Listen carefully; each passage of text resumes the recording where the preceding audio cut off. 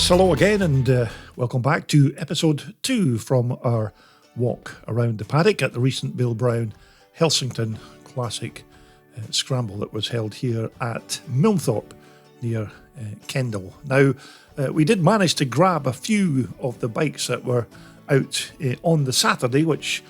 to be fair, weren't that many, but because this episode 2 is just before the racing got underway, almost every bike that was taking part in the event was now out on display. So these are the lucky ones that we filmed in just a space of a few hours, and these are by no means all of the bikes that were racing at Helsington. These are just a few that I captured before practice began at 9:30. So as you can gather, there was quite a lot to cram in such a short space of time, but you can see that the Helsington paddock was looking quite picturesque here in the early morning sunshine. Right, so these were the first pair of bikes that I captured, and I think this was about 6 o'clock on the Sunday morning, and quite conveniently both of these bikes were parked right next to me, so I didn't have to venture too far to capture them. But they're two quite nice looking Maicos belonging to Andy Farr from Workington. And first up, we're going to take a look at his 1981 490 twin shocker, this time here decked out in this blue livery as opposed to its original red and yellow. And I must say, down the years I've certainly seen many different concoctions on the original red Maicos, because I've certainly seen them in white and black and yellow and a host of other different combinations, but this blue one here of Andy's is certainly very tidy. So once again, and as in almost all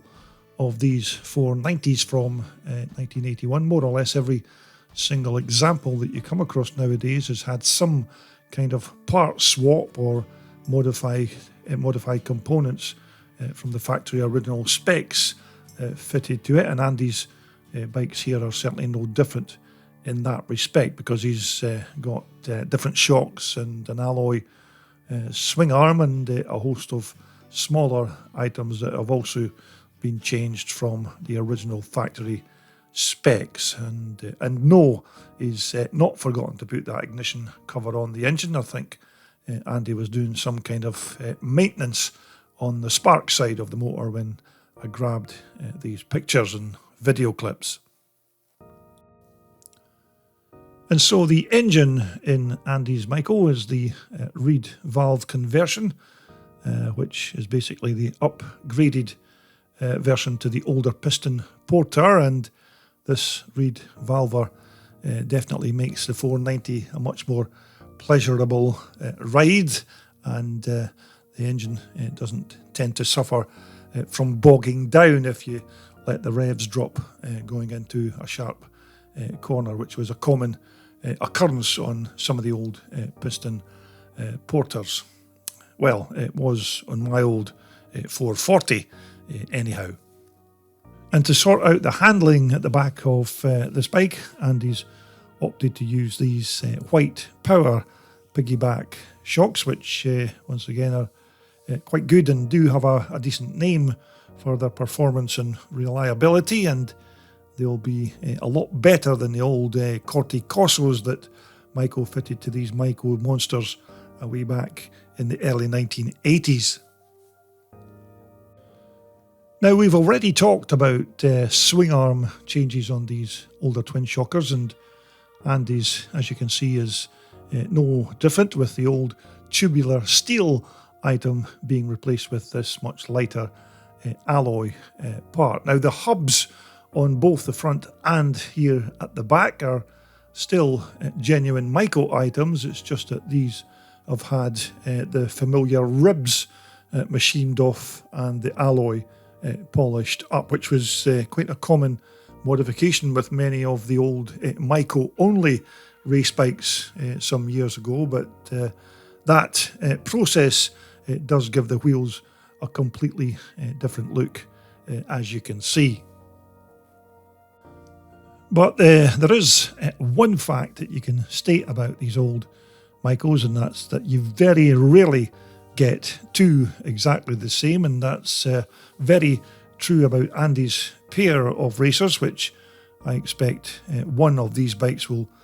be his #1 race machine, and the other maybe a twin shock backup of some description. But that's the first of Andy Farr's 490 Maicos. So this was Andy's other Maico, this time all decked out in the much more traditional yellow and red, so that should certainly please all the 490 Maico fanatics out there who just can't bear to look at any of these German machines unless they've still got their original colour scheme. And again, as is the norm with these bikes nowadays, more upgrades and trick parts fitted to enhance that Maico riding experience and bring the bike right up to date. So let's begin with the forks, which, as you've already guessed, are not the real deal from 1981. These are a pair of good quality Italian Marzoccis, and these again are a lot stronger than the Maico originals and will probably offer up a bit more in the way of being able to tune and set them up for the track conditions on the day. But Andy did say that these were still a kind of work in progress pair of items. And to keep the back end of the bike in check, Andy's fitted a nice pair of Dutch-made Riger piggyback suspension units, which once again are well proven and very reliable. And these Dutch Rigers are quite popular with many riders who race these big bore twin shockers, so I suppose these must be reasonably good, or riders just wouldn't use them. And in the engine department, we've got another awesome 490 reed valve motor, so this bike will certainly shift along when the big Maico starts to stretch her legs on the track. And we've also got some nice trick parts in place with this alloy front sprocket guard and that billet alloy rear brake lever as well. But not forgetting those comfy wide footrests, which are certainly a welcome sight on a bike such as this. Now here on the engine's fuel side, the original Bing carburetor has been swapped for a flat slide Mikuni, and you can also see that Andy's secured it with tension wire because he said that he's already had a little incident where the carb popped off its rubber mounting. Now the original 44-year-old exhaust expansion chamber has once again been replaced by this quite good quality JSV race pipe, and this part once again is just basically a straightforward substitute for what would have been the Maico original. And you can see straight away that it's this exhaust has been quite well made and looks great on this bike, and this part once again has been mated up to a small alloy tail cone here at the back. And this particular component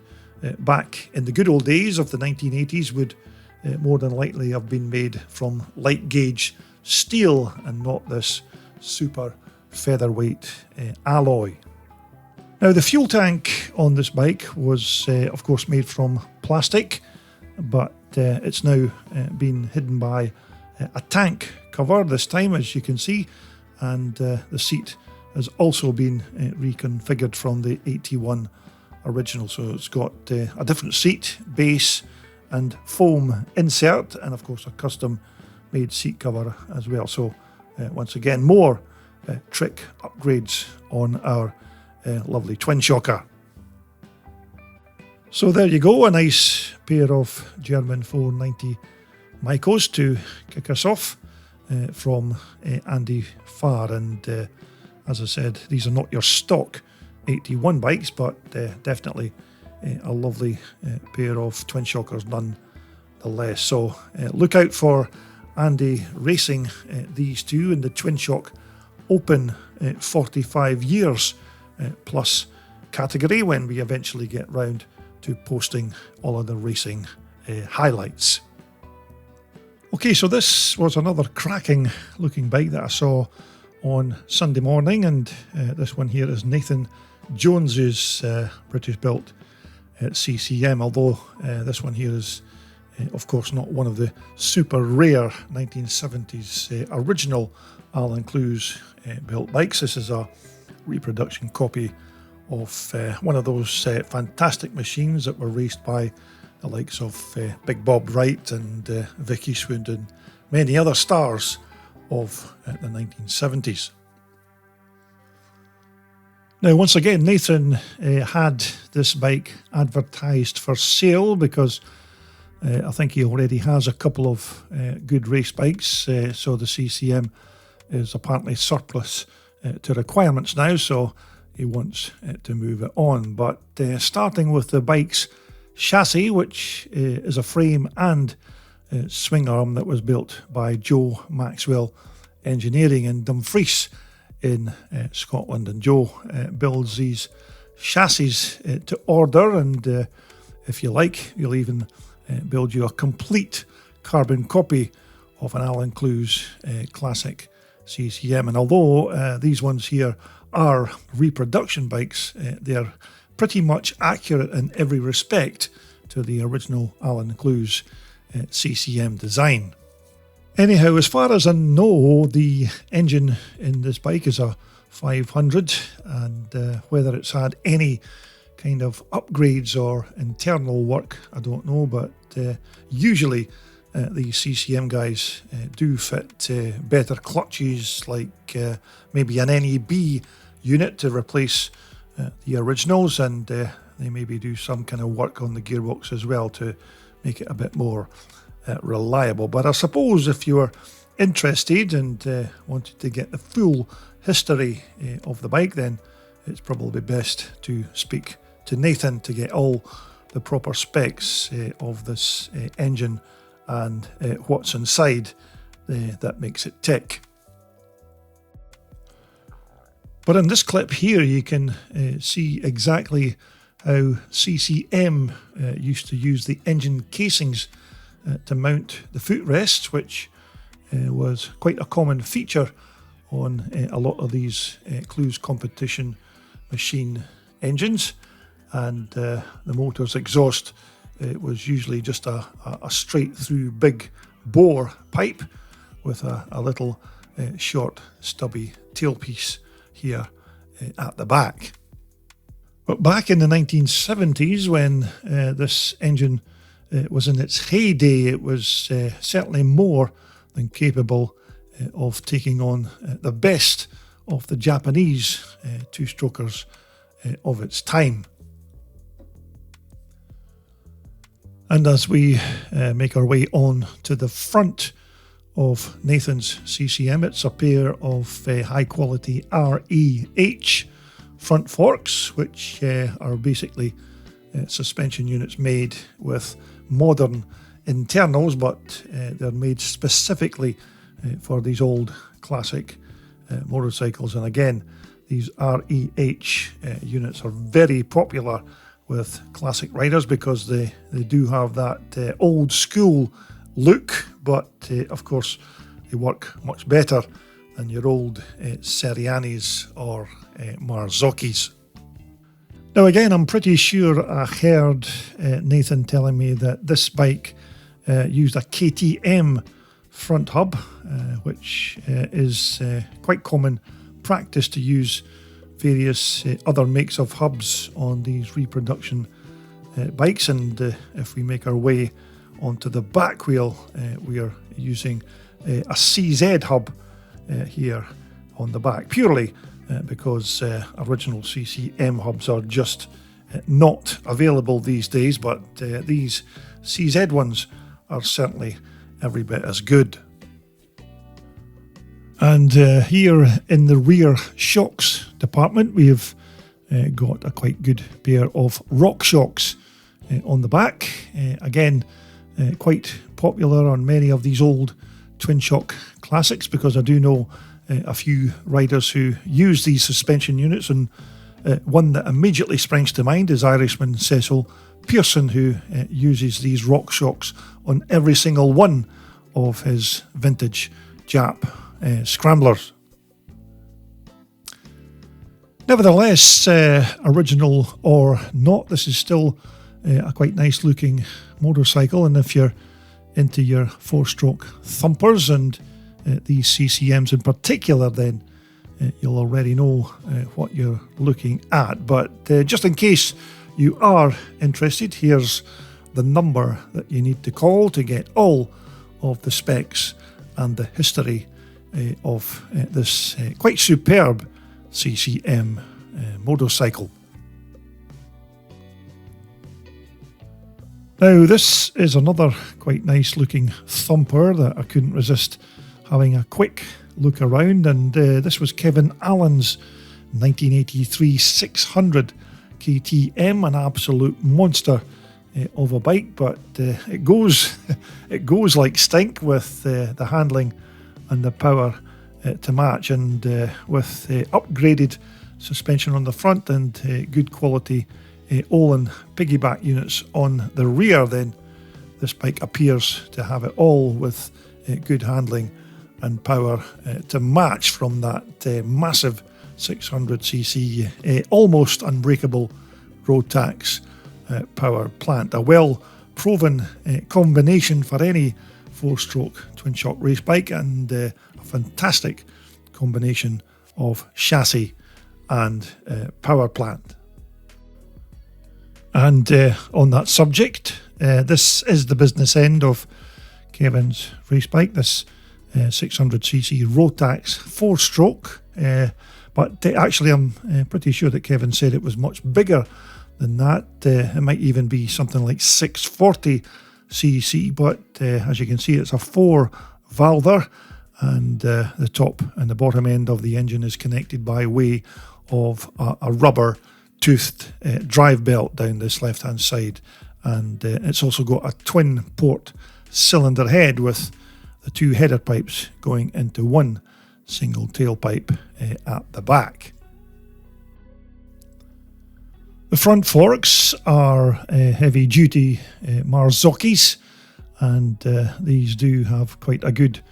range for making adjustments to the rebound and the compression settings, which you'll certainly need on a big bike such as this. And bolted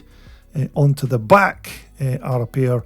of Falcon piggyback shocks, which are suspension systems that I'm quite familiar with, because I did have a similar pair of these on my old 440 Maico when I raced it all those years ago. But these again are very good quality, and they also have a decent range of adjustments so that you can tune them to the particular rider's weight and riding style to get the best performance. And this megaphone type tailpipe is where you'll be able to hear that sweet music that's played by that big Austrian manufactured Rotax thumper motor. Oh, and just in case you are interested, we should be able to catch a glimpse of Kevin on this big 4-stroke KTM when we eventually get around to posting all of the racing from this Helsington event. And as I remember, Kevin will be strutting his stuff on the track when he races this bike in the twin shock open aged 45 plus class. So certainly look out for Kevin on this big KTM. Anyhow, according to the information that was listed in the race programme, this is Alan Dale's 1967 440 Shenny BSA. Now, I've got to be careful here with my bike particulars with regards year and model of machines in these videos, because I've already had some pelters from viewers with regards my inaccuracies in my last Paddock video. But of course, unless a particular owner supplies you with the correct details, I've often just got to use my judgment with regards years of bikes, and quite often the information I do give out isn't 100% correct. And I do know that some keyboard warriors out there are very quick to pounce to put me right. But as they used to say on my school report card, must try and do better. Anyhow, I did get speaking briefly to Alan on the day that I shot these clips, and I'm not sure if he'd just recently bought this bike, because he was looking for a bit more information about the bike with regards its frame and engine numbers. And of course, after my last statement there, I'm certainly not the person to help him out. But maybe some of you Shenny experts out there know exactly what we're looking at here. But at the risk of making another inaccuracy, I'll stick my neck out again and say that this is a B44 BSA engine inside one of Eric Sheney's fantastic hand-built chassis. And if you're familiar with the great man, then you'll know that Eric was an accomplished racer as well as a brilliant engineer who used to sketch his frame designs on his workshop wall in chalk, and if he didn't like what he'd drawn, he just simply rubbed it out and then started again. But that was how Eric did it old school back in the 1960s. So here at the front end of Alan's Shenny, now I don't have a clue as to what make, model or even kind of forks these are on the front. They certainly had no manufacturing title on them and no distinguishing marks, but who knows, there might even be an old pair of Marzoccis or even Italian Serianis. But certainly that front hub is without doubt a CZ item, because these Czechoslovakian CZ hubs and brakes were very widely used on many different makes and models of off-road scramblers of that time period. Now again, these rear shocks are a bit of a mystery as well. Naturally, they're not 1960s, but they could be maybe another pair of rock shocks, or maybe even classic Öhlins, who knows. And this rear hub I'm not familiar with again, and I'm not going to guess for fear of being bombarded by comments again, so maybe somebody out there knows what we're looking at in this picture. Anyhow, another quite nice old classic there from the 1960s. That's Alan Dale's Shenny BSA 4-stroke classic. Right, so from one British classic to another, and this time round it's Craig Holmes's 1966 500 BSA B44. Now, I'm saying exactly that's what it is, because that's its title that's stated in the race programme on the day, so there shouldn't be any kind of controversy on that information that would maybe lead to a reprimand from some of the more knowledgeable YouTube keyboard warriors. And actually, I do know a little bit about this particular bike, because it was at one time owned and I'm pretty sure built by one-time CCM Works rider and fellow Scotsman Jimmy Aird, and the bike was subsequently then bought by Craig just a few years back. Now this 500 BSA engine may be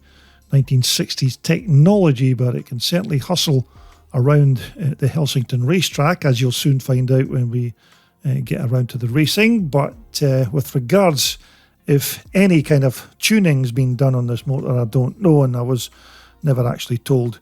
on the day. But my guess is that if Jimmy Aird built this engine, then it'll almost certainly not be a stock BSA motor, because as you know, those works riders like as much power as they can handle. So this motor here will almost certainly have had the full upgrade treatment. And again, just like Nathan Jones's CCM that we saw earlier, the footrest hangers are bolted onto the side of the engine cases again, just like many of the big CCMs of their day. So here at the front end of Craig's Biza, I'm not entirely sure as to what make of suspension he's got fitted here on the front. It does have a Maxton sticker there on the bottom, but that might mean that it's just got Maxton internals. But it appears that there's not much that's been changed on this bike since I saw Jimmy Aird offering it up for sale at the Telford Dirt Bike Show a few years back, and it certainly got the black wheels it had while it was at the show, and these top of the range Olin shocks on the back as well. So there appears to have been no expense spared when Jimmy first put this bike together. But we do have some quite nice graphics here on this Alloy Victor fuel tank, flying the flag for Team GB, and on the bike's side panels we have also got a little graphic there advertising Craig's motorcycle dealership in Wesley Place in Dewsbury in West Yorkshire. So maybe if you're looking for a change of bike, I'm pretty sure that Craig can help you out. But you can see that there's some very nice parts on this old BSA, all bolted on, of course, to make the bike handle better and be as quick as possible while it's on the track. So anyhow, this BSA of Craig's, he'll be racing this bike in the classic pre-1968 class, alongside many of the other older classics, and I think most of them will be all in the one race, but obviously the different classes will be scored separately into their respective classes as they cross the finish line. But he's not going to have a lot of time to sit on his backside relaxing, because Craig's also going to be racing this big 490 Maico in the twin shock over 60s age group. So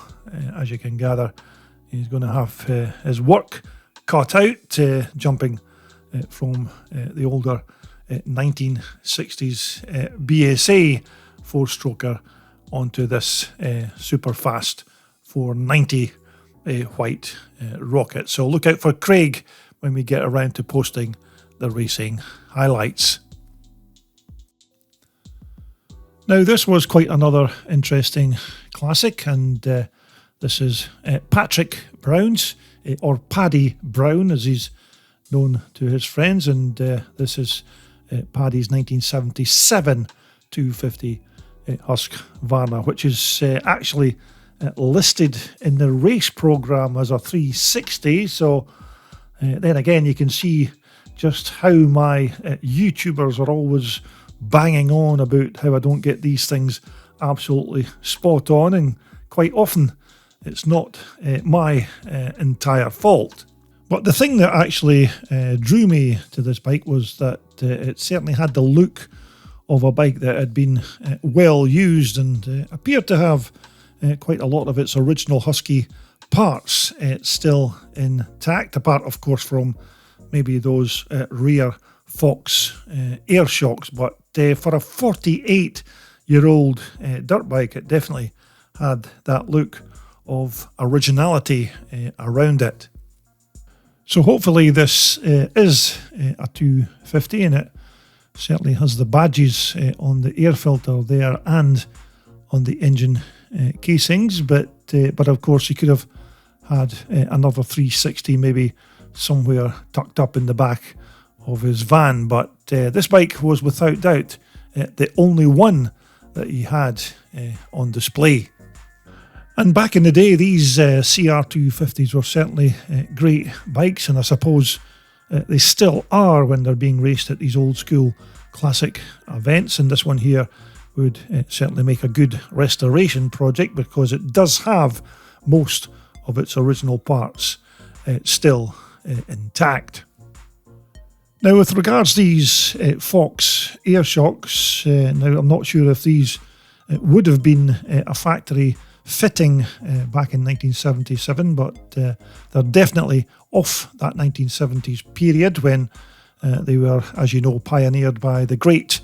Bob Fox in the early 1970s, and these unique Fox air shocks are still being used on many off-roaders even in these modern times. Again, here at the front we've got the Husky's proper forks and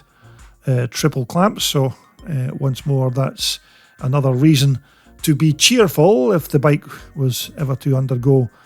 a restoration, because you've still got these original parts fitted to the bike. So another nice old classic there, of which there were many at Helsington this year, and I couldn't possibly have got around them all in the space of just a few hours, so these ones here are the lucky ones that were out in the open that I could work around. So there you go, another genuine old classic twin shocker belonging to Patrick Brown. Next up we have another nice little CR125 Honda, and this time it's Mike Dowson's 1980 125, another superb example of one of these very popular 125 rocket ships.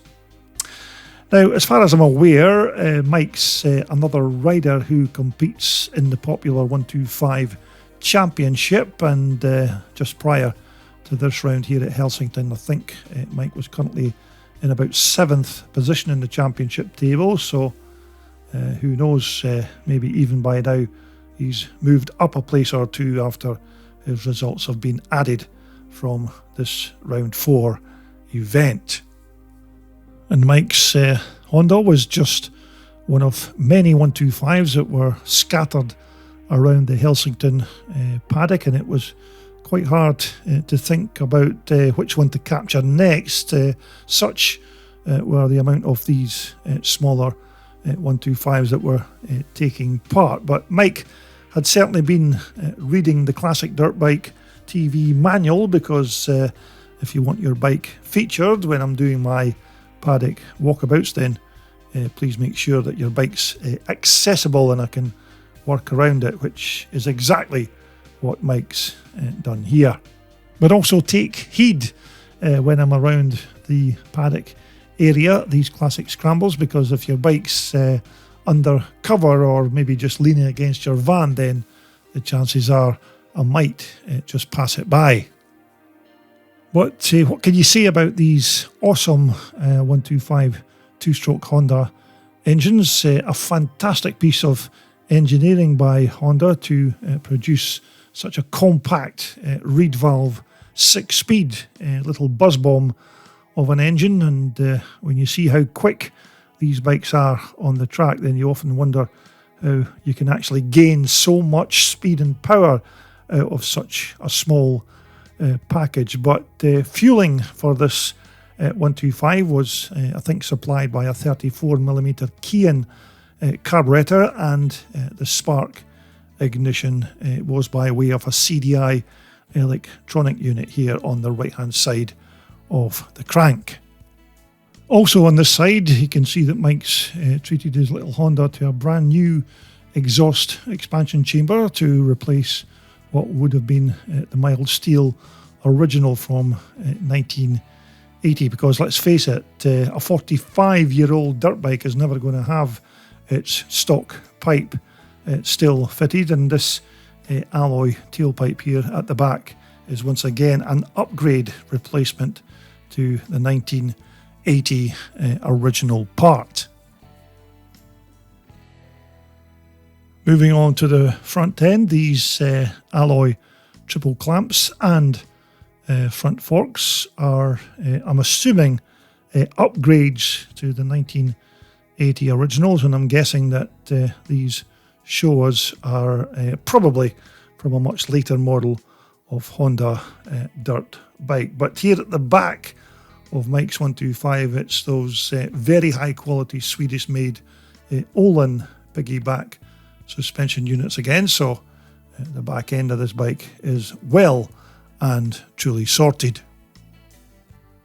Now, originally in 1980, our little Honda would have had a steel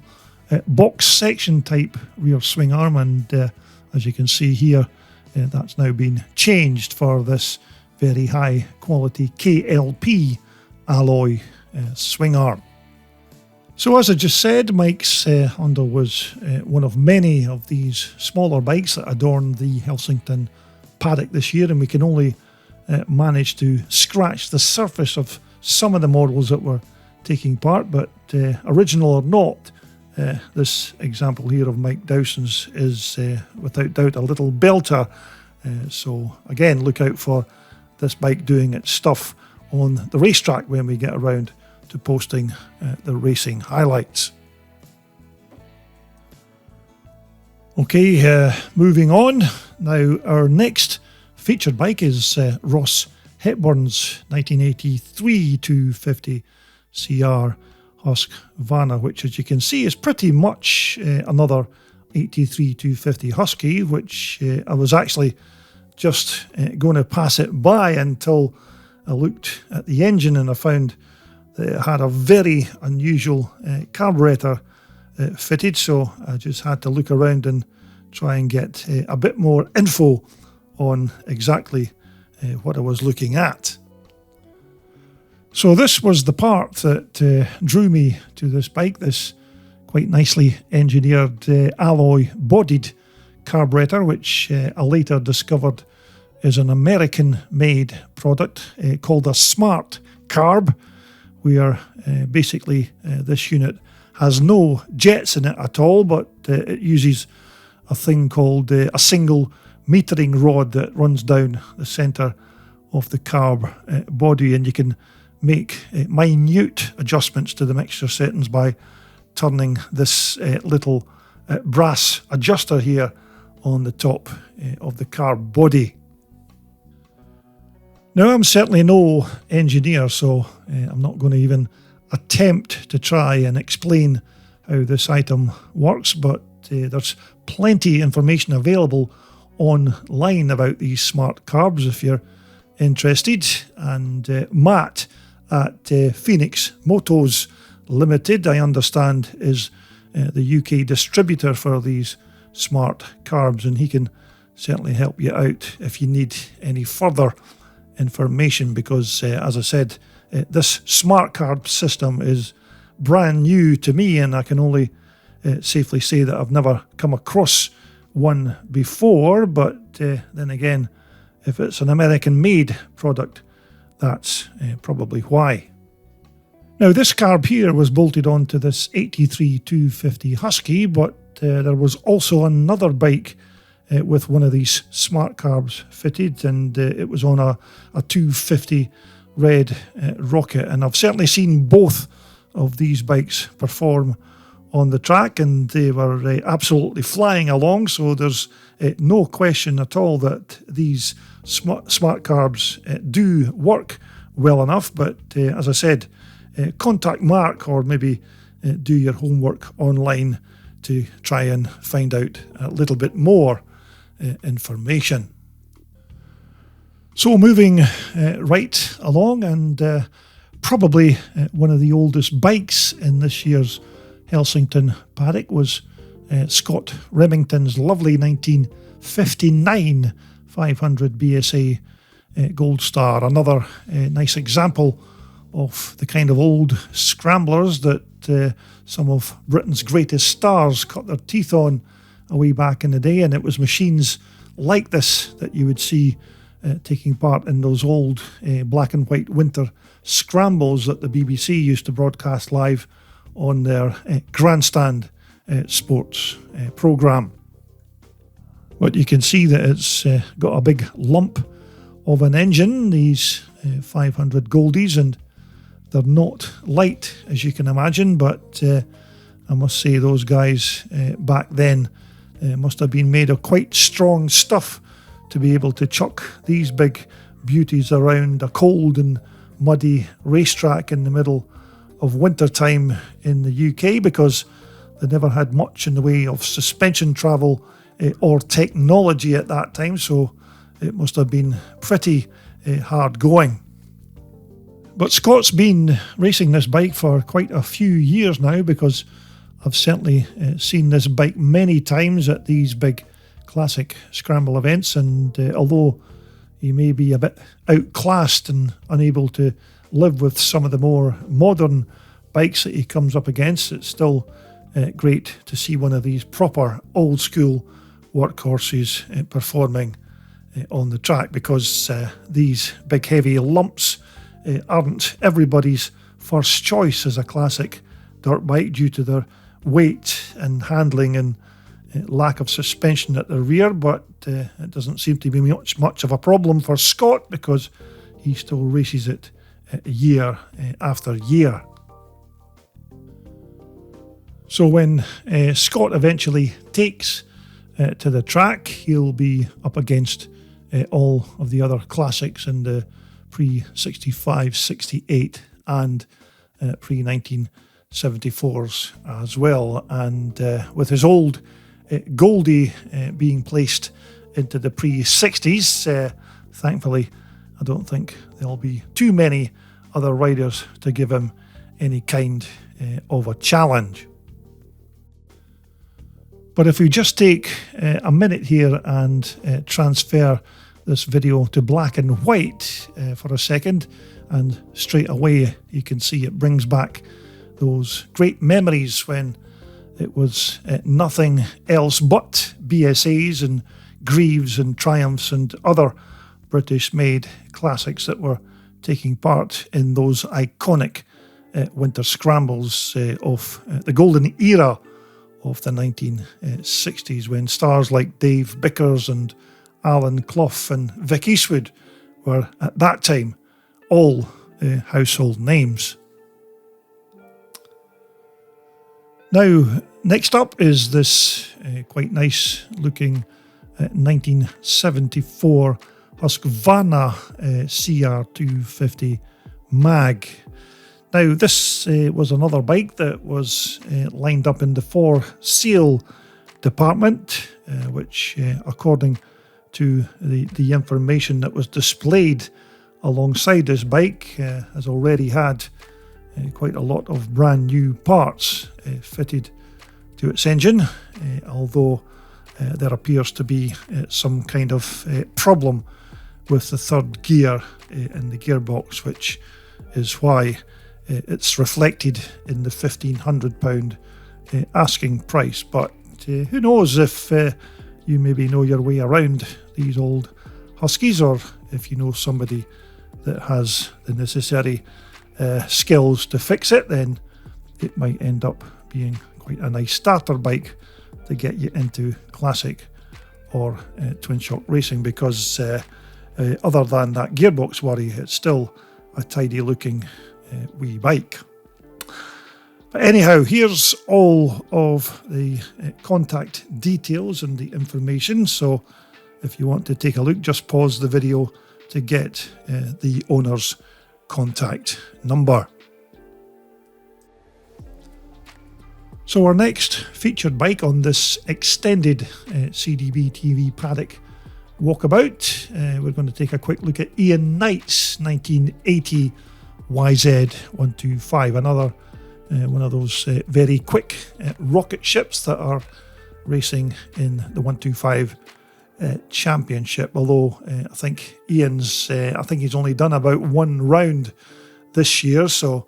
he's certainly not near the sharp end of the leaderboard, because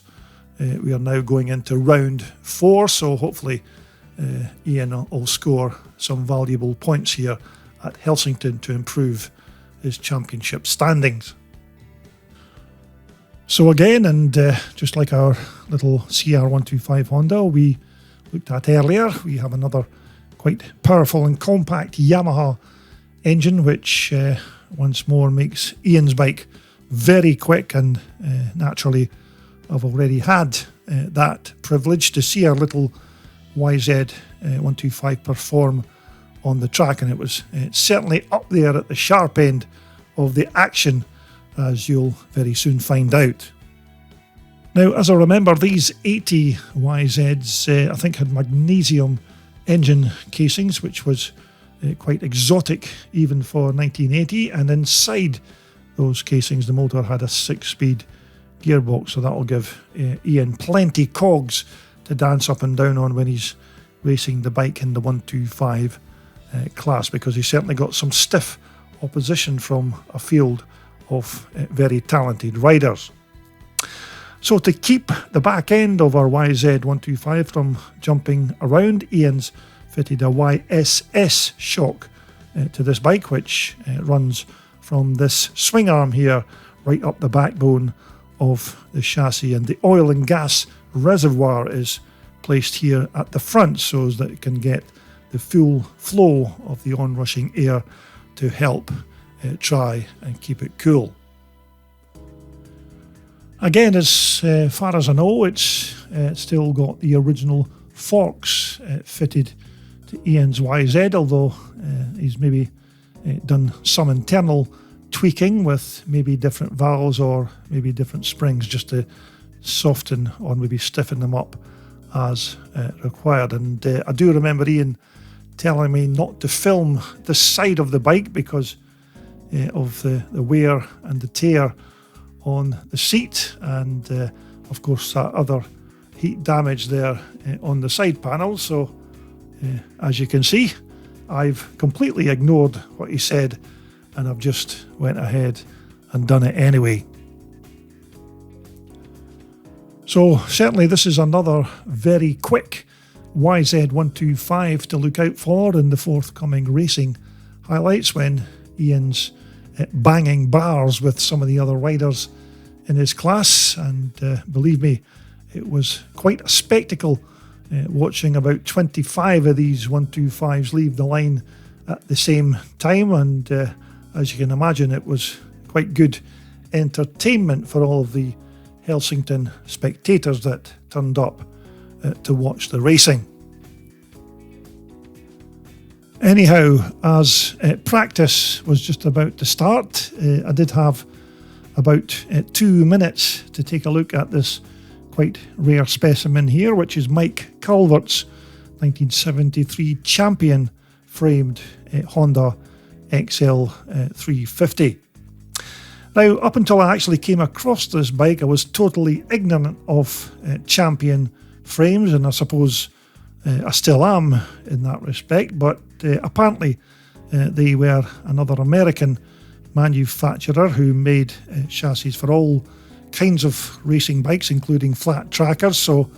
this is a super rare find to see one here in the UK and in a Scramble's frame, powered of course by that delightful Honda XL350 4-stroke motor. Now, of course, I couldn't get a good and proper look at this bike for 2 reasons. Firstly, it was leaning against the owner's trailer, and because time was getting tight and I had to get back ready for my next filming assignment on the track. But this was another one of those kind of smash and grab and run affairs, but it would have been quite nice to have set the bike up and film it from both sides so that we could get a decent look at all of its bits and pieces. And apparently there is a Facebook page that you can have a look at that's dedicated to these champion racing frames. So that might be something that we could take a look at and maybe brush up on the history of these quite unusual bikes. But that's the thing about when you go to these old school classic scramble events, because you think you've seen it all, and then something absolutely brand new crops up that you've never seen before. Anyhow, a nice, quite rare machine there to finish off our 2025 Helsington Paddock walkabout. So we've certainly seen some of the bikes that are going to be racing at this year's event. And of course, next up, it's episode 1 of the Racing Highlights.